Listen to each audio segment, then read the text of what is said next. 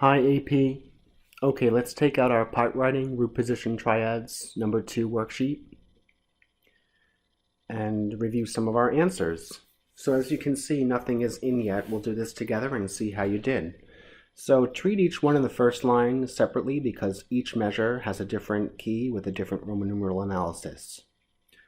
Okay, so the first thing you want to do, remember, is to remember that this is root position triads. So identify the note names that you need for each triad in each key. You also want to take a look at the motion of the bass and see how it's moving to determine the smoothest voice leading technique possible to avoid part writing errors. So in this first example, we have the bass moving from a 1 chord to a 6 chord to a 4 chord in G major. So the bass is moving by intervals of the third, which means you're going to try your very best to retain the common tones in the same voice. So we need to build a GBD triad here, we need to build an EGB triad here, and we need to build a CEG triad here. So I'll circle the common tones that exist between the first chord and the second chord. Looks like we have a G that we can retain in a voice. And from the second chord to the third chord, we've got the E and the G. We'll see if that's possible to retain. Okay, so let me start, and now I can decide on a structure that I'd like. I think I'll go with closed structure, considering that the bass is so high and the soprano is, kind of low. So let me put closed structure. I'll start with a G here. And what's missing is the fifth. So the tenors can be on the D. And next chord, common tone would be the G that can be retained in the alto. I've got the root, the third and the fifth, so I need to double the root. I need another root. So the tenors can very easily go from D up to E. In my third chord, I can retain both the E and the G to make it very easy for the altos and the tenors to sing. When I'm satisfied with that and I've checked all of my part writing rules, I can then fine-tune things and plug in my quarter notes like so. Check out my motion, check out that no voices are crossed, check for parallel fifths, parallel octaves, parallel unisons. Make sure the upper voices are no more than an octave apart, the adjacent voices, that is. And it looks pretty good. Okay, moving on. Next one, D minor, 1 chord. We'll build DFA, 4 chord, G, B flat, D, and the 5 chord, A, C sharp, E. I'm going to need to put a C sharp in because I have a capital Roman numeral 5 here. So I can't forget about the C sharp. I don't want to leave it as C natural. It looks as if this is harmonic minor. So back to the first chord, we need to double the root and then provide the third because there is 1 root and 1 fifth there. Notice how the bass moves by a fourth or a fifth, meaning that there'll be 1 common tone. So let's start by plugging things in. Let's put a D in the altos, tenors, that's comfortable for them. And D, D, I'll need the F here with the altos.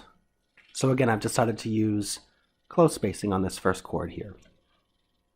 Next one, we have a G in the bass. We can retain the D in the tenor, very smooth and easy. And the altos can go to the nearest chord tone, which should be the root because the root's not doubled yet. So we'll head up here.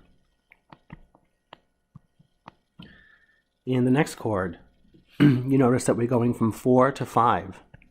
When the bass moves by a motion of a second, you'll remember that there are no common tones. So we need to move the chords to the nearest common tone contrary to the bass. So the bass is moving up by a second, so we'll have to bring things down to the nearest chord tone.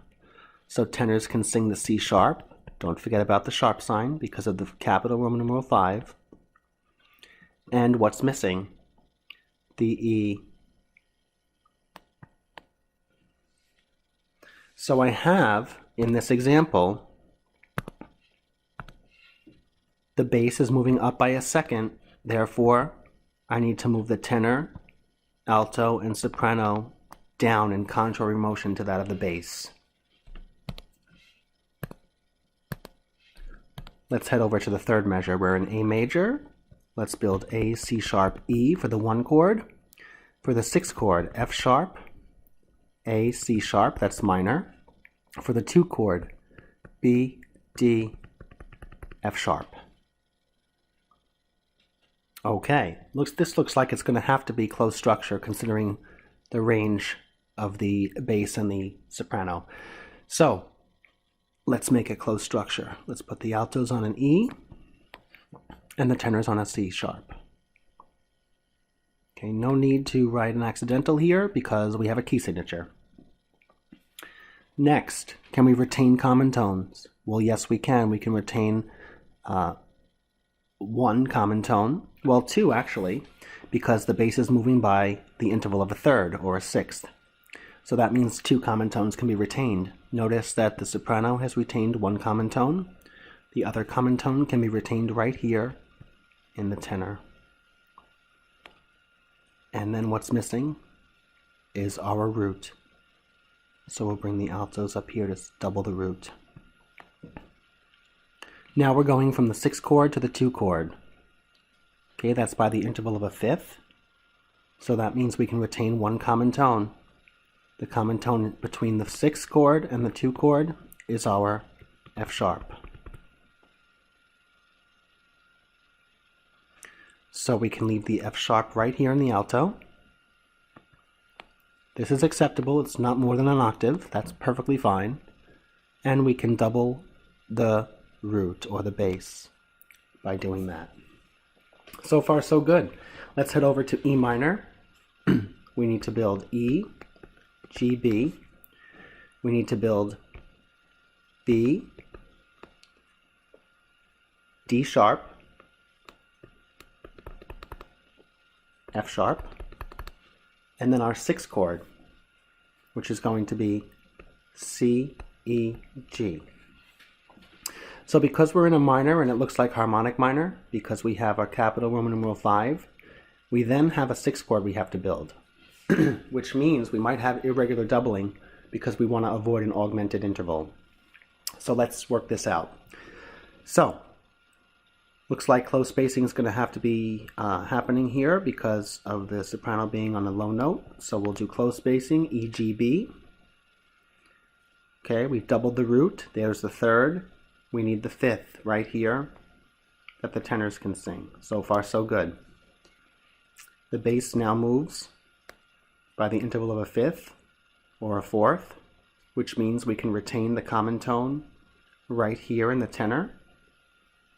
Only 1 common tone. And the other voices move to the nearest chord tone. I have 2 Bs. I have an F sharp. The 3rd is missing. And we need to make it sharp to make it capital Roman numeral 5 for major. Now I have a 6th chord. Okay, I'm going to show you the incorrect way to do this first.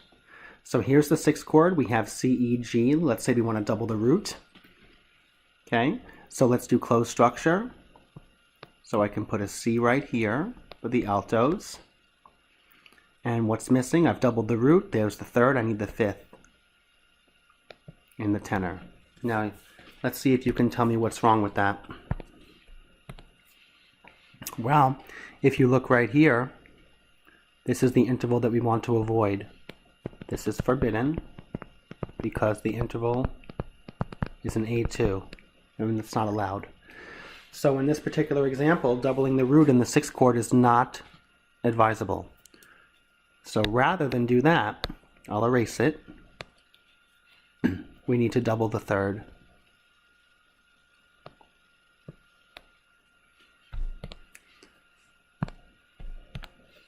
Like so. So that the soprano and the alto are singing the 3rd together. And if you look very carefully, what we're going to do is show us where the parallel thirds exist from this 5 chord to this 6 chord. So right here, from the bass to the alto is your parallel third or 10th, however you want to look at it. And then you have the C in the next chord in the bass going to the E. There's your parallel thirds. And that's acceptable because you want to avoid that augmented second interval. So that would be the way to write this. In the next one, let's look at B flat major. We have the 3 chord first. Interesting. Notice it doesn't start with a 1 chord. So we have D, F, A we need to build. Going to the 6th chord, which looks like it's going to be G, B flat, D. That's minor 6. To the 5 chord, which is F, A, C. Let's look at our motion in the bass. We're going up by a 4th. We'll have 1 common tone, which looks like it's kept in the soprano already. So the other voices will have to move to the nearest chord tone. And then we have a 4 chord to a 5 chord. The bass moves by a 2nd, which means we're not going to have any common tones from this 2nd chord here to this 3rd chord. So let's go back and plug some things in. I think I'll keep it open because the soprano is rather high and the bass is rather low.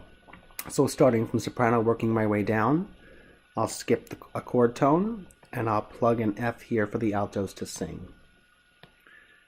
What's missing is the A, which is the 5th of this triad. I should have 2 roots. Yes, I do. They're written in the bass and soprano, and the 3rd and the 5th are completed by the alto and the tenor. I've retained the D in the soprano voice for the 2nd chord. Everything else will need to move to the nearest chord tone. So I have a G, I have a D. I'm going to need to build a B flat, which I'll put right here. No need to draw the flat sign because we have a key signature. And what's missing is the doubled root. Right there, the G, that the altos can sing. Now, in the 2nd chord to the last chord, the minor 6 to the major 5, the bass is moving down by a 2nd. When the bass moves down by a 2nd, recall that the other 3 voices need to move in contrary motion to the bass to the nearest chord tone. So my tenor will travel up to the nearest chord tone, which is a C. That's the 5th. My altos will travel up to the nearest chord tone, which is an A. This should complete the triad because I have a root, a 3rd, and a 5th. And that's how you would work that example. Let's take a look now at the 2nd line here. It looks as if we have a 4-measure chord progression in the key of E flat major. The Roman numerals have been provided for us, and so has the bass and soprano voices. What we need to do is supply the alto and tenor parts in these exercises. So we have a nice chord progression here, opening 1 to the minor 6th, and our progression ends with a 5-1. Great closing progression. So let's begin by realizing that the bass moves from the 1st chord to the 2nd chord by the interval of a 3rd. When that happens, 2 voices can be retained. Soprano is done for us. We need to add the B flat and the E flat. This is going to be close spacing because the soprano's singing a low note, like so. I know that I can retain 2 voices when the bass moves by the interval of a 3rd, so I'll stay on my E flat here in the altos, and my tenor has to go up to the C to double the root in chord 2. Now my bass motion is a minor 6 to a 5. That's the interval of a 2nd, and when that happens and the bass moves down, the other voices have to move in contrary motion up to the nearest chord tone. So my tenor will sing a D, and my soprano will sing an F. I've doubled the root already, and I've provided the 3rd and the 5th. Moving on, we're going from the 5 chord to the 1 chord. Okay, so there should be one common tone. However, we can't have the common tone in the same voice simply because the soprano line doesn't retain it. You see the soprano goes from the B flat to the G, which means we'll have no tones retained in the voices here going from this 5 chord to this 1 chord, and that's okay. You just have to watch where you place your pitches carefully. So let's plug and play and we'll see if this works. I need an E flat, G, B flat triad. And it looks as if I have smooth motion here and smooth motion here. Now I'll double check to make sure I don't have any parallel octaves or parallel fifths. I'm checking right now between all the voice parts, and it looks as if it's okay. Now I'll travel to the next chord. We're going from the 1 chord to the 4 chord. Now we can probably do normal, typical retention of tones in the same voice. Okay, 1 chord to the 4 chord means we will have one common tone that can be retained in the alto, the E. And we can slide the tenor upward to a C. We've already doubled the root or the bass in root position triad, and we've supplied the 3rd and the 5th. Now for the next chord, we're going from the 4 chord to the 1 chord. What are the common tones? Well, an E flat would be a common tone. So we can do this and keep it in the alto. And we could add in the G, which is missing right here in the tenor. Let's make sure we don't have any parallel fifths, parallel octaves, parallel unisons, and things like that. That would work, as would this.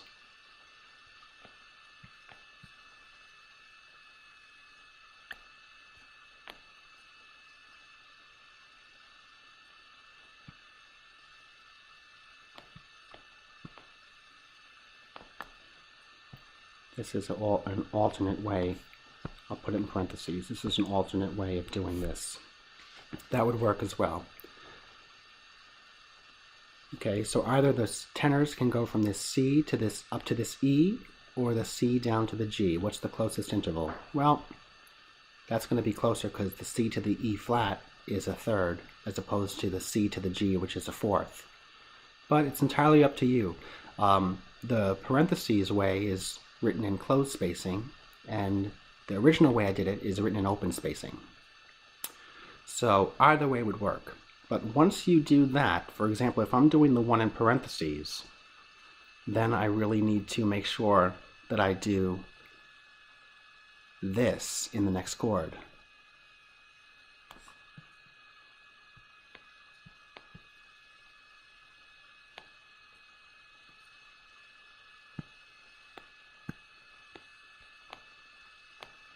Because I want to retain the common tone in the same voice and move the other voices to the nearest chord tone. If I'm doing my original way, and maybe I'll make this a little bit easier on the eyes, let's box the original way that I had it. If I'm doing it that way, I'll show you over here then what we should do. And we'll put the A right here in the bass.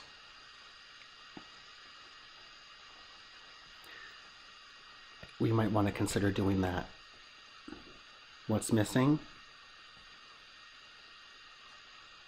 It looks as if the E is missing here. I'm sorry, the E flat. Like so.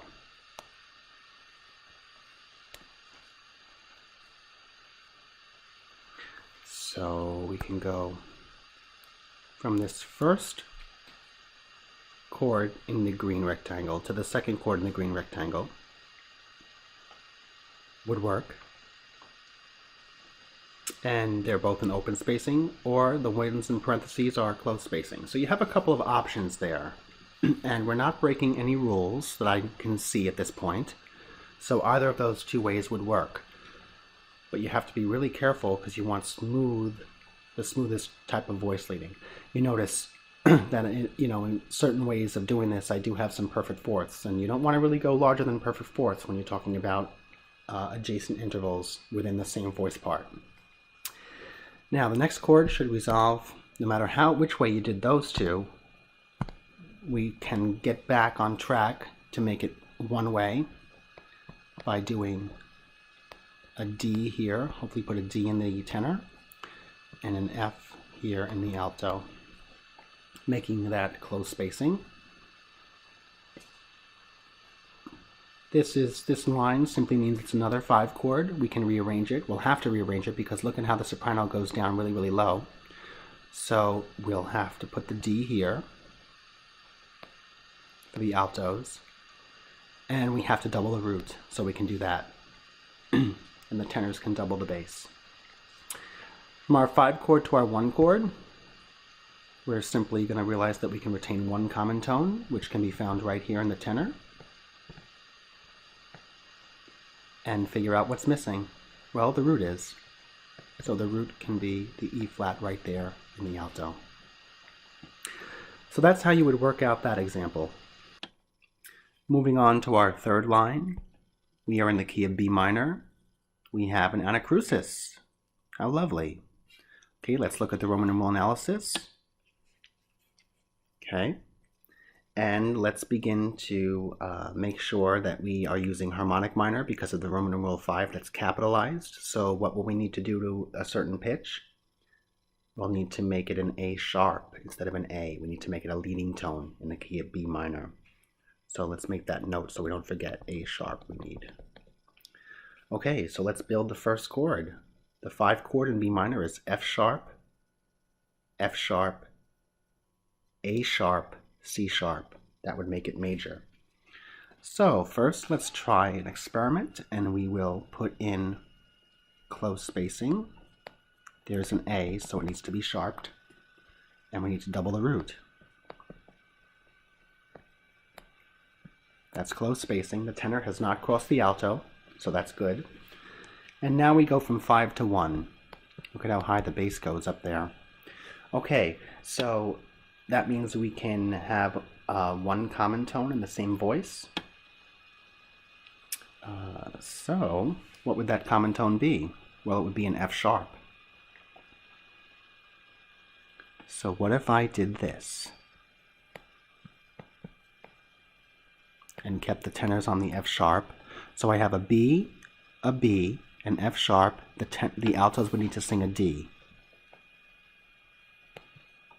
Ask yourself if that works. It's not going to work. Okay? And the reason for that is, right here, we have voice crossing. You can see that the alto has gone below the tenor, or the tenor has gone above the alto. So there's really only one way to write this next chord. So we'll have to erase this. Go back to my red pen. And we're going to have to put the D here in the tenor and the F sharp here in the alto. So there's no voice crossing. And I have 2 roots, a third and a fifth. Now, let's look at this one chord. We have a B, D, F sharp.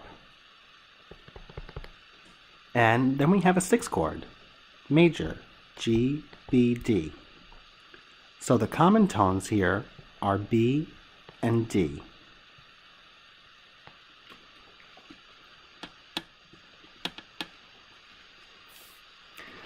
So now we're going from the 1 chord to the 6 chord. The bass moves down by the interval of a third. So what we'll do is make sure that we double the root. The F sharp can go up here to a G for the altos, and the tenors can complete the triad by singing a B. So I have 2 roots, 1/3 and 1/5.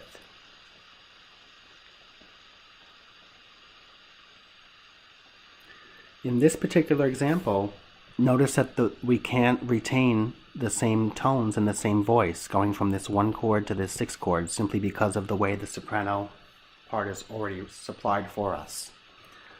Okay, if the soprano note D here wasn't here, then it would be much easier to voice this, where we could actually keep 2 common tones in the same voice. Now we must go from the major 6 chord to the 4 chord. The bass moves down by that of a third, which means we can retain 2 common tones. It looks as if we can because the soprano's singing an E, which is not a common tone, but the B is a common tone, as is the G.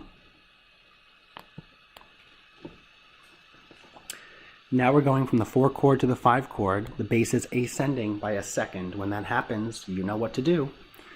We're going to go contrary motion to the bass to the nearest chord tone. A.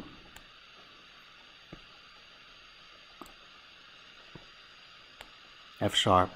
Bass moves up by a second, so the alto moves down to the nearest chord tone, the tenor moves down to the nearest chord tone, and I cannot forget my A sharp because it's major. Remember my note from before.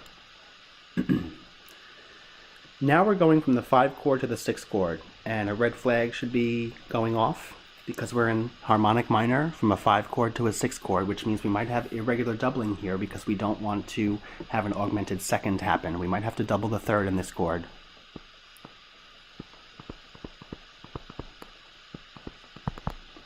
And that would be okay. So let's try it. We need to spell a G, B, D chord, major. First, let's take the bass from the 5 chord and figure out where our third is. There it is, between bass and tenor. So we can do parallel thirds here. So I have already doubled the third. I have a B in the soprano and a B in the tenor, a G in the bass. The note that's missing to complete the triad is our D in the soprano, in the alto. I cannot take this tenor voice and have it double the bass here because then I would have an augmented second interval, which is not allowed. So that's why we double the third. So having that motion here of the parallel thirds in the same voice, remembering that rule, will help you avoid augmented second intervals. Now I want to try to return to normal doubling if I can, right after irregular doubling. So the bass moves down by a third, and I've retained the common tone here in the soprano. And it looks as if I can only retain that one common tone because of the irregular doubling. So I'll have to put the G here for the tenor, and I can double the root right here, and that makes for some pretty smooth voice leading there. Going from the 4 chord to the 5 chord, the bass is ascending, so the other voices need to descend in contrary motion to that of the bass. I've already doubled the root right there in the tenor, and what's missing from the triad is the C sharp. Now this dash means that I have another 5 chord, only it's going to be voiced differently because of the way the soprano is going up here. So I'm going to need an A sharp in this chord, I can't forget. So let me try to open structure this by doubling the bass with the alto right there and putting the A sharp in my tenor voice. This interval is a major third, that's acceptable. This interval is a perfect fourth, that's acceptable. And that's how I would rework that 5 chord. And lastly, I'm going from a 5 to a 1. So that motion is by the interval of a fifth, which means one common tone can be retained. However, in looking at it, I can't seem to retain it.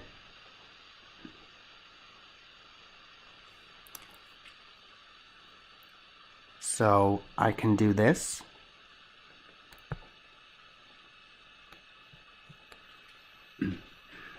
And I can do this.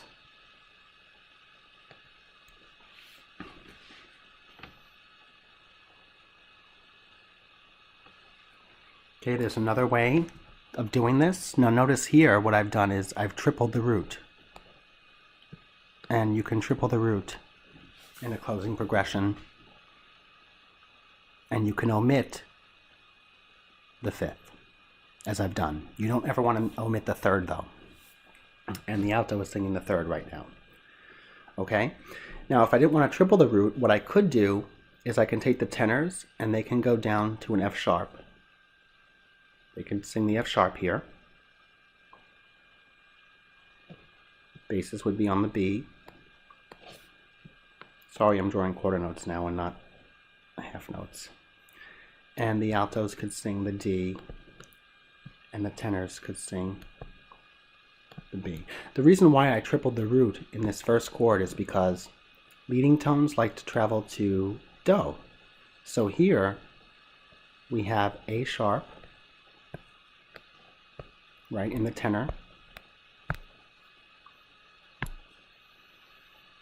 Right here, A sharp, going up to the leading tone to tonic. Now that works, but since it's an inner voice, I can actually resolve T, which is the A sharp, down to Sol. So I have a complete triad of two roots, a third and a fifth in the last chord. That's acceptable. But never omit the third. That's really the lesson to be learned there. And there you have it. Okay, so let's look at the last line of this page, and it looks as if we have free rein here. And I say that cautiously because, you know, we have to watch where we write things and make sure that we stick to the part writing rules. So what we have to do is supply a key signature first, a Roman numeral analysis second, and then after the first chord, supply the upper three voices. So this will be interesting, and there might be a few different ways to do this, so I'll show you how I will do it. So we're in the key of A minor. How do I know that? Well, the first chord is an A minor triad, and we end on an A here in the bass in the last measure, and we have this sharp here above an E in the bass, which is a good indicator that we're in A harmonic minor. So hopefully you figured out the key okay. Let's put Roman numerals to this. We have a 1. Looks like a major 5, back to a 1, an F in the key of A minor, that's going to be our major 6 chord, a D in the bass in the key of A, looking at a minor 4 chord, to a major 5 chord, ending on a minor 1 chord. So now that we've figured out our chord progression, we can go back and plug in the letters to build our triad. Can't forget about that G sharp. Back to an ACE here for the minor 1. Heading to the major 6, which should be FAC, to a minor 4 chord in the key of A minor, DFA, major 5, E G sharp, B, and then finally ACE to end it. This is a nice chord progression. Okay. Now what I can do is look at the motion of the bass and figure out the smoothest voice leading. Notice it starts in closed structure, the first chord. So consider staying in closed structure to have nice smooth voice leading. Why make it more complicated than it really can be? Okay, bass moves down by a fifth, so I can retain a common tone in the same voice. What common tone? The E. Let's keep it in the tenor. Like so, and then move the other chord tones down to the nearest, or up to the nearest, but down would be nice. We can put a B there, and don't forget about our sharp sign. The altos can sing a G sharp. There's no voice crossing there, there's no parallel fifths, parallel octaves, there's no, doesn't exceed more than an octave with the adjacent upper voices. So far, so good. The next chord back to our 1 chord. So the bass has gone an octave lower than the first chord, as you can see, but the distance between the bass and tenor can be greater than an octave. So why don't I do this? Let's double the root first, and it looks like an A would be really nice. Soprano or alto could sing that note. But I want to be able to retain the note, the common tone in the same voice. So what's the common tone that exists between this 5 chord and this 1 chord? Well, it's the E. So what if I stayed on an E here with the tenor?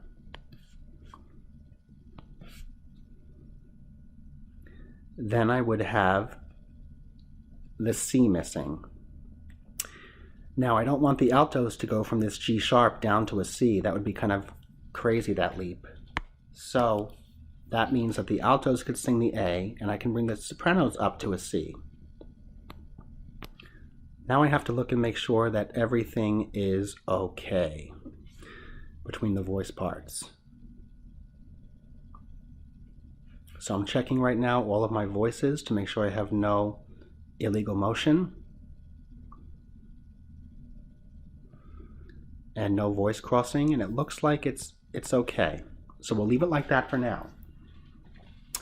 Now I've got the 1 chord to the major 6 chord, which means the bass is moving by an interval of a third or a sixth, depending on how you look at it. So I have 2 common tones. I have the A and the C. Can I keep them in the same voice? Let's try keeping the A and the C in the soprano and alto, and we would need to double the bass. Can I do this? Hopefully you said no, because if I did that, that would be more than an octave apart. So that's an easy fix. What I simply would do then is just have the tenors go up 1 more tone. And that's close spacing, and I'm still not voice crossing. So that would work. Now in my next chord, I'm going from the major 6 to the minor 4. The bass is moving by that of a third, which means I will have 2 common tones. What are they? The F and the A. Can I keep them in the same voice? Let's see if that works. So I'll leave my tenors on an F. I can leave my altos on an A. And what's missing? The soprano needs to sing in a C. I'm sorry, a D. Like that. Check your voicing.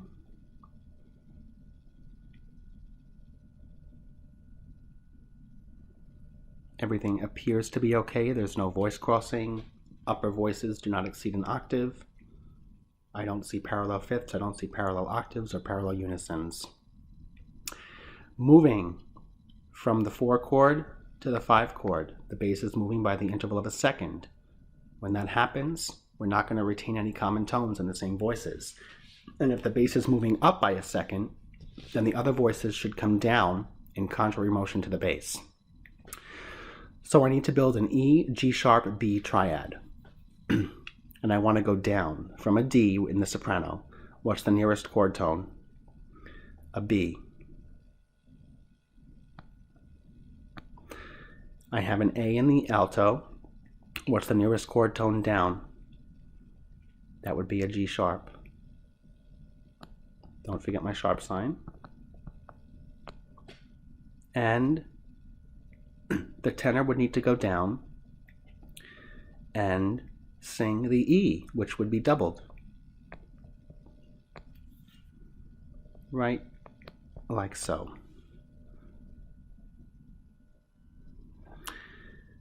Okay, now I have a major 5 chord, and I have to go to the 1 chord, so I can retain 1 common tone.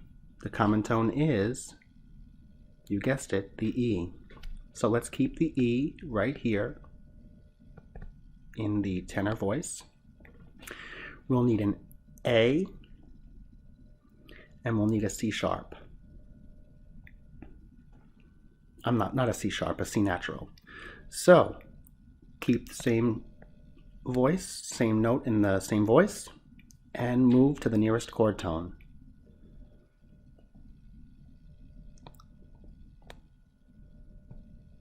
Like so. Okay, now what I want to do is go back and look at each chord and make sure that I've doubled the root, and I can highlight them.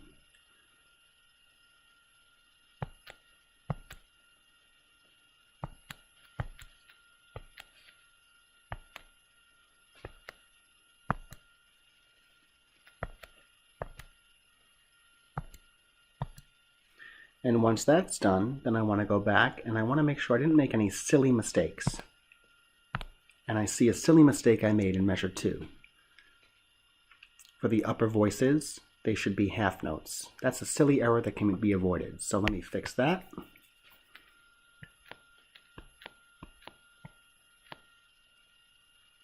And make them half notes. They were quarter notes.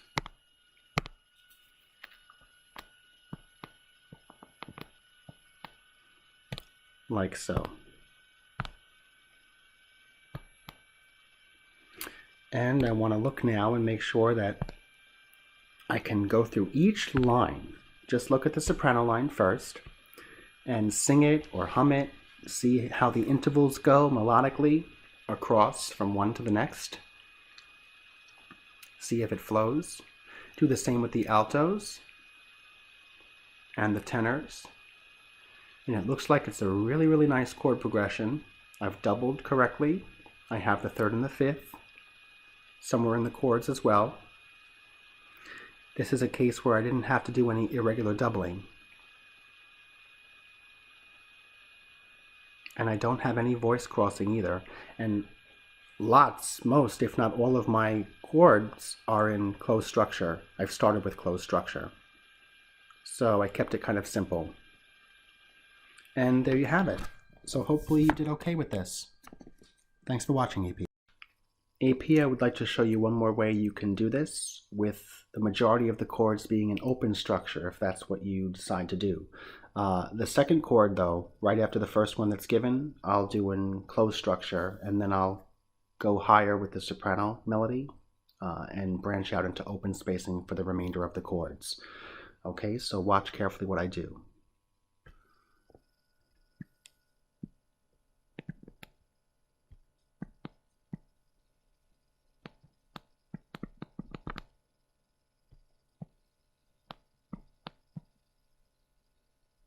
Okay, so that's the last time I'm going to use closed structure, because now I'm not going to retain the common tone in the same voice, which you'll see. So I'm going to make my soprano melody interesting, and I'm going to head up here and have them sing an E, skip that chord tone, have the altos sing an A, which is nice melodically for them, going from the leading tone to tonic. And tenors would then have to sing the C, and that interval of a third is fine.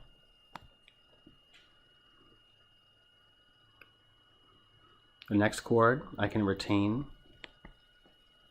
the C in the tenor, and I can skip that chord tone and have the altos stay on an A, skip that chord tone and have the sopranos stay on the F.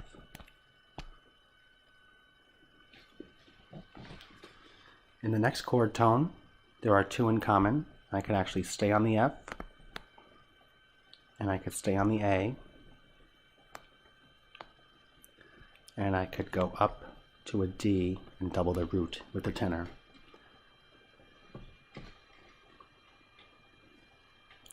The next chord tone, I'm not really going to have any common tones because the bass is moving by a second. So I can go to the nearest chord tone. So my sopranos could sing an E, my altos could sing a G, and my tenors could sing a B. And in the last chord, my altos could double the bass, my sopranos could stay right on the E, and my tenors could complete the triad by singing the third, the C. That's one way to do it, open spacing, and if you look carefully, you're not breaking any part writing, voice leading rules. However, you will look and see that there are lots of times where you have the same intervals in a row. You know, here for example, okay, the sopranos and altos are moving by sixths. You don't want to have too many of the same intervals in a row. So you want to be really mindful of that. Okay, also I'm looking here and I'm seeing a silly mistake I made because I do have the habit of, when it's a half note in the bass, drawing quarter notes for some reason instead of half notes. So I'll fix that. And I'll fix that. And I'll fix that. Be really careful of that when you voice lead. Oh, also I just noticed something in the second to last chord I forgot. To follow the figured bass, I'll need to put a G sharp there as well. So in this particular example, the inner voices are moving relatively close, which is great, and the soprano has a leap of a fourth, being the biggest interval, from the B to the E, the second to third chord, and that's completely fine too. The soprano, of all the voices, besides the bass, can have the second most melodic change, melodic jumps, because sopranos oftentimes sing the melody in SATB choral music. So you have to ask yourself if you like this static motion a lot too, you know, because right here the altos are singing 3 A's in a row, for example. But it does work. It's the point where you go from open to close spacing back and forth from one chord to the next, where you might encounter some more voice leading and part writing errors, so you have to just be really, really careful and double check your work. I hope this helped, AP. Have a great day.